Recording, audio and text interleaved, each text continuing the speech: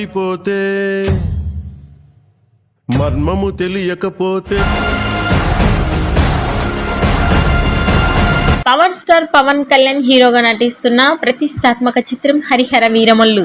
చారిత్రక నేపథ్యంలో భారీ యాక్షన్ అడ్వెంచర్ గా రూపుదిద్దుకుంటున్న ఈ సినిమా 2 భాగాలుగా ప్రేక్షకుల ముందుకు రానుంది.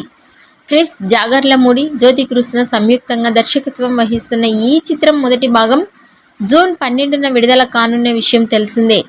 దీంతో సినిమా ప్రచార కార్యక్రమాలను నిర్మాత ఏఎం రత్నం వేగవంతం చేశారు.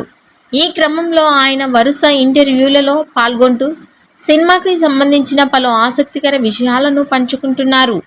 తాజాగా అభిమానులు ఎంతగానో ఎదురుచూస్తున్న సినిమా ట్రైలర్ విడుదల తేదీ గురించి కీలక అప్డేట్ ఇచ్చారు. సినిమా ట్రైలర్ విడుదల ఎప్పుడు అనే ప్రశ్నకు ఏఎం రత్నం స్పందిస్తూ ఈ సినిమా ట్రైలర్ కోసం అభిమానులు చాలా ఆసక్తిగా ఎదురు చూస్తున్న విషయం మాకు తెలుసు.